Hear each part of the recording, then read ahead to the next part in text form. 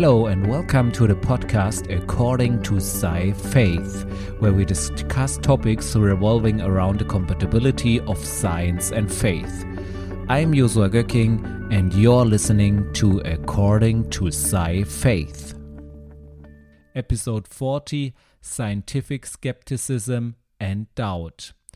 In my book Sci-Faith, The Compatibility of Science, Faith and Science, I talk in one chapter, I talk about misconception about faith, and also in another chapter about misconception about science. And in the first chapter where I talk about a misconception about faith, I also talk about doubt and scientific skepticism and the difference between that, because many times I think this is confused, and therefore I just want to talk about, in this episode, I really want to talk a little bit about that, about this confusing those two things and not getting this in the right order. And therefore I want to first read one paragraph of my book where I talk about this, and then we will dive deeper into what I mean by that, and what I mean by that especially considering how we as Christians should engage in scientific topics. I can well imagine that some readers might have their problems with the preceding paragraph and wonder, but doesn't science teach us to doubt things and not just casually believe everything? That's true. However, there is in my view a difference between scientific skepticism and doubt. The former could also be called a kind of healthy doubt. This is of utmost importance in science, since one should not simply believe everything that anyone claims. Scientific skepticism should lead one to examine every claim and try to confirm or disprove it by scientific means. Doubt, however, is different. Doubt means, at least this is my definition, not believing things without checking them out and dismissing them as void without doing one's own research. This is ultimately as harmful and as unreasonable as believing everything that is claimed. In both cases, there is no attempt to confirm or disprove what is said, which is fundamental to doing science. So this is the paragraph in my book, and in my book I more talk about this concerning scientists, where when supernatural things or effects or the existence of God or things are not believed, even if there are natural evidences for that, and if that they do, those evidences are then not investigated or not sought after, but just dropped off as nothing, as void, and therefore I claim here that this is also not really scientific, that this is kind of doubt instead of scientific skepticism.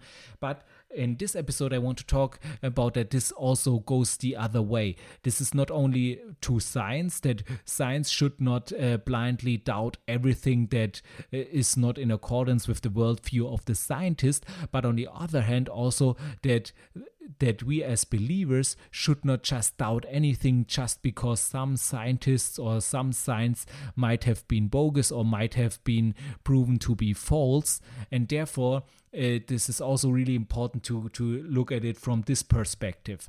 For example, especially in the last years, there was this controversial statement in science where repeatedly it has been said to trust the science.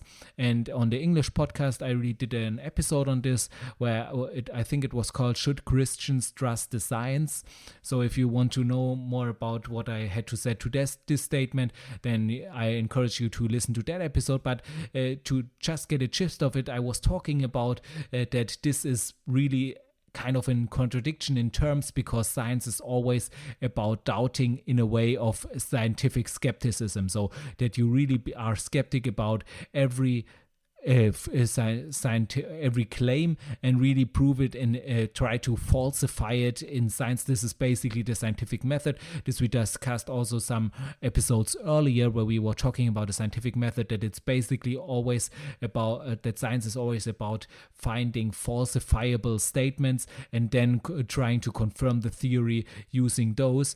And therefore a claim like trust the science is basically a contradiction in terms, because science is just about basically trying always to disprove a theory, and if it is not successful, you know that that there must be some merit to this theory, but there's never the statement to just blindly trust what some scientists or some collaboration has concluded. But if something could be confirmed like a scientific theory, then it's also important to give these theories the trust that they deserve. So what I mean by the trust that they deserve, that in their uncertainty, so every scientific theory has uncertainty, every measurement, every experiment has its uncertainties, so this will not go away by doing more precise measurements. There will always remain some uncertainty, and in this measure of uncertainty,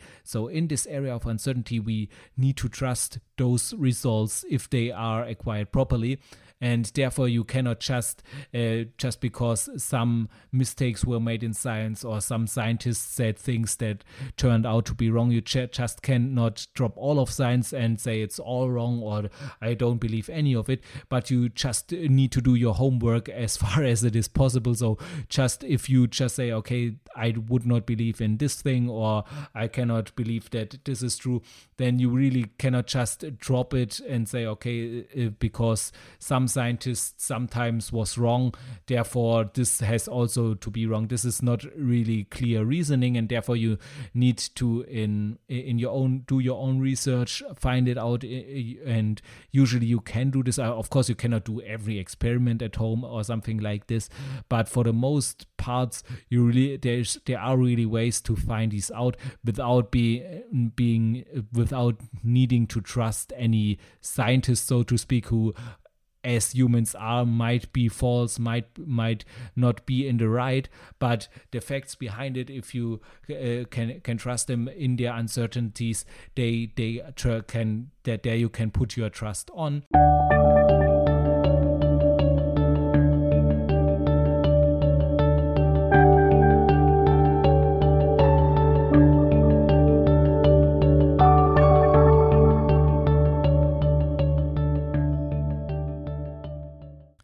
Time for a short break. And as always in these breaks, I just read some portion of my new book or my new novel, Alien Thoughts, where it is just about thought control, mind control, and so on. So let me just read some extract of it. Since she was still agitated after the day's experiences, she decided to calm herself down with some entertainment. She started the entertainment program on her neurochip and closed her eyes. She selected a stand-up comedy program.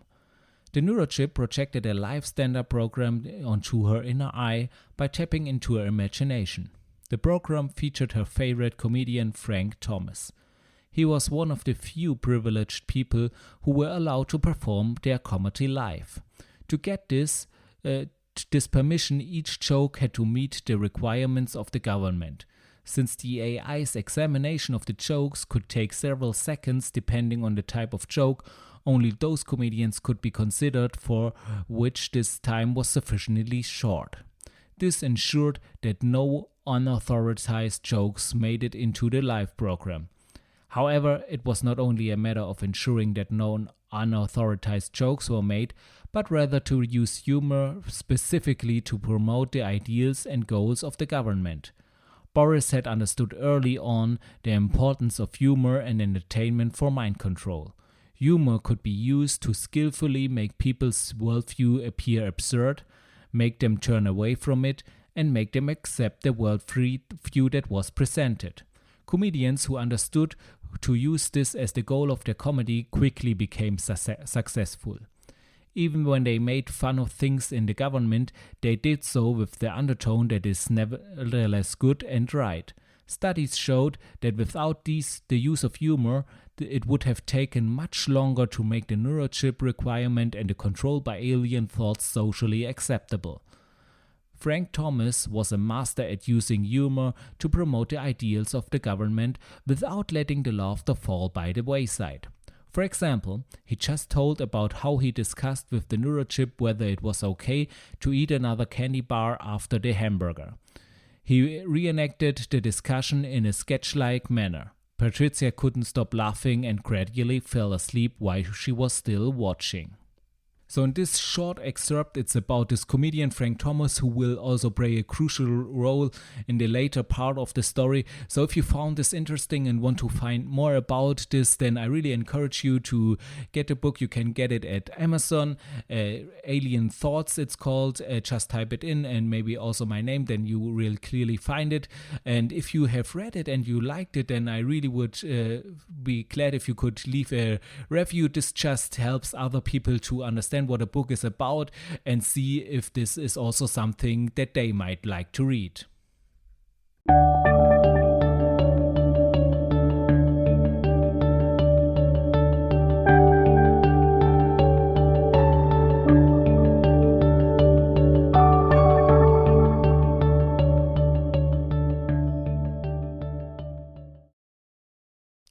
To make clearer what I mean, let me just use this example that is pretty, in the last years has come about more often. I'm not really sure if there are that many people who actually believe in it, or if it's just some bunch of internet trolls, but there are these people theorizing about something like a flat earth.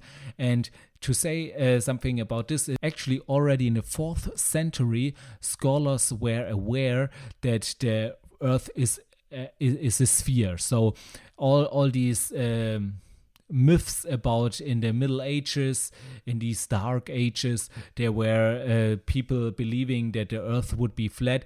That is only true, or might only be true, if you think of people who were not well educated, which were many people at this times. Many people could not even read at this times.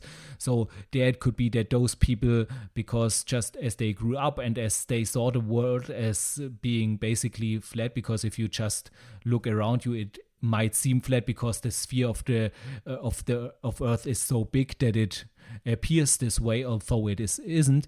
Therefore, they might come to this conclusion, but they were not, usually those were not the educated people. And all throughout the Middle Ages, the educated people, the scholars, really did know that Earth is a sphere. So this myth of people up until the Middle Ages believing in Earth being a flat, and Columbus kind of finding out that it was a sphere, this is actually all nonsense.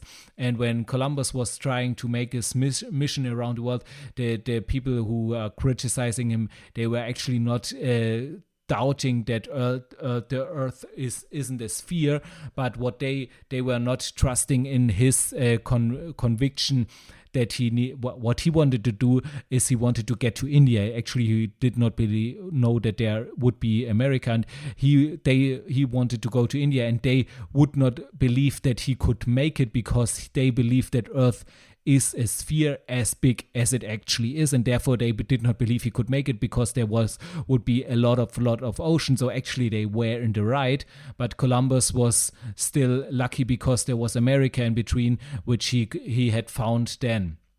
And so therefore it was never about the Earth being flat that was considered then, but it was about different things that they were arguing about. And so therefore, already since the 4th century, people were convinced that the Earth is a sphere. And even without like going to space or similar things, you can easily find this out by just considering this fact. If you just go to the ocean, and you just look into the distance, and let's say some ship, some cruise ship or something will drive in the next hour or so. And you wait for this ship to arrive, and you look closely in the horizon, and then you try to see what will occur first. And what you will see first is the peak of the ship. You will see those first, and then you only will see the bottom part of it. And this is due to the fact that the Earth is curved, is shaped like a sphere, and therefore you will see it in this way, and not if it would be flat. Of course, you would see all of the ship immediately. And from this is a simple experiment that everyone can do, at least if you have the possibility to drive to the sea and see a ship driving in from the horizon, then everyone could do this experiment and by this confirm for himself whether the Earth is a sphere or not. Also, you could easily, if you have a telescope and you look into the stars, or not only the stars, but more rather the planets, and you see, okay, all those planets are spheres, then it might seem logical to just assume that Earth has also to be a sphere. So because why should it be not? It wouldn't make any sense. So this is just some more heuristic kind of trying to find it out. But in any case, it would be possible for you to find it out without having to go to space, without having to have really expensive machines or something like that. And therefore it is really, especially in today's day and age, really easy to find such things out.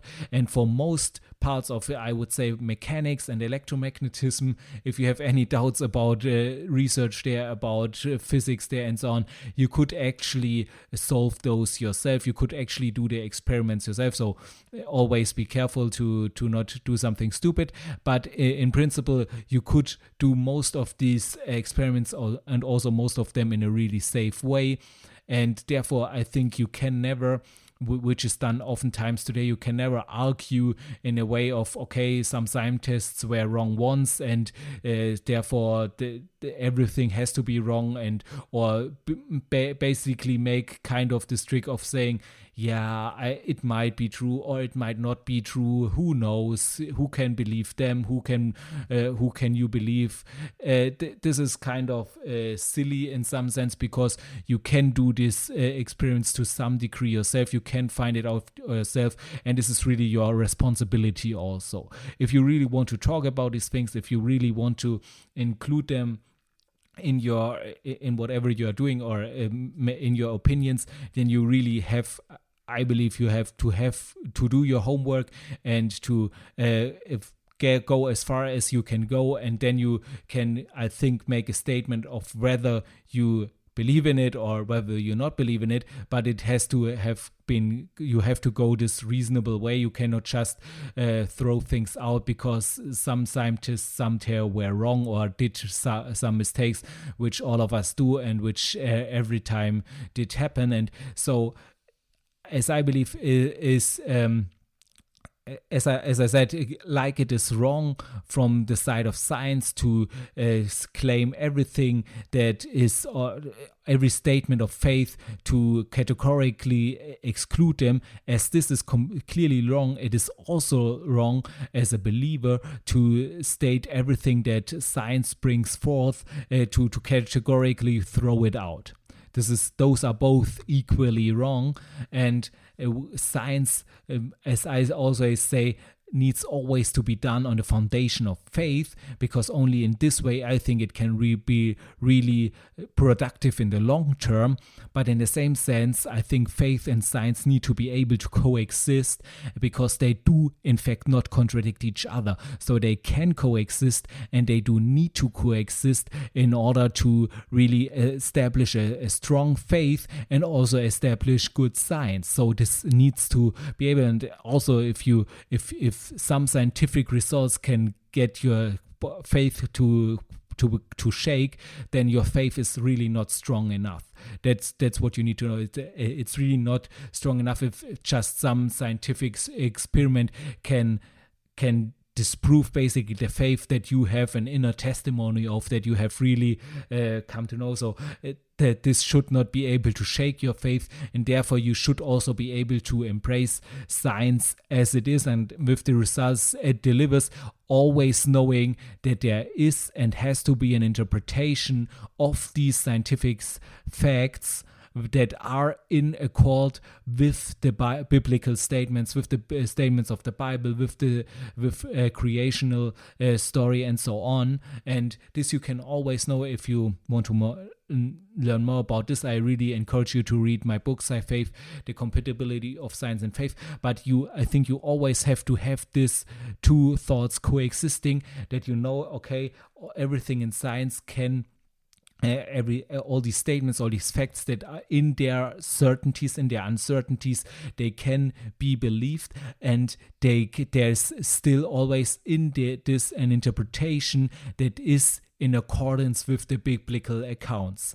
I think this is basically the way to go, and I think from this you can really do science that is really productive, and from this you can also develop a strong faith that will not shake just because some scientific or other observances or results or foundings might look different. Then your faith will not be shaken because it is stronger than that. So that's everything for today's episode. I hope you liked it and you enjoyed each part of it. If you want to get in touch with me or discuss a topic or want to give me some feedback, then feel free to contact me using the contact form on my website, sci-faith.de/en. And there you can go to the contact tab and contact me. And if you have any other things or episodes you want to have covered there, or topics you want to have covered, feel free to contact me there. Also, if you are not yet familiar with the format in which this podcast is produced, let me just briefly explain it to you. So there is always at the beginning of a month or of a block, there is a big block of 4 episodes in one thing. It's kind of like a preview, which I call it, where you have the next 4 episodes all in one episode together, combined. And this is for people who like to hear long format podcasts, who have a long way to work or something else, where they can listen to a long episode and can then have a preview of the next 4 episodes all at once, and are completely up to date from the beginning of the block.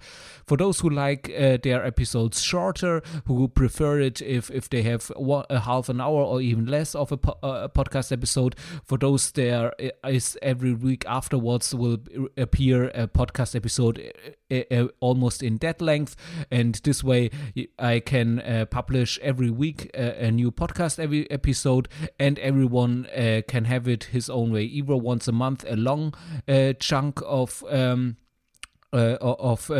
content, or once a week a shorter format podcast episode. So I think that's the best way for everyone, and also for me when I'm producing it. Please also note that this is an independent podcast, which means that it is recorded, produced, and marketed by me. So I really need your support in this. So if you like this podcast, then give it a 5-star rating. And if you have the time, even write a review to it. This just helps other listeners to become aware of this podcast, and then people who might be interested in this content can become aware of it. Also, if you have friends who you think would like this content, then recommend it to them and share it with them. Also, you can support me in other ways, for example by reading my blog and subscribing to my newsletter, or even by reading my books, which you can find on Amazon. For example, there is my latest novel out now is Alien Thoughts, which is pretty entertaining from the feedback that I gotten, and so it's also in some way related to science and faith. The topic of it is also in there, but of course you can also read the book to this podcast, Sci-Faith, The Compatibility of Science and Faith, which is also available in English since last year. Thank you for that. And now I wish you a wonderful day, and I'm looking forward for you to tune in again next time.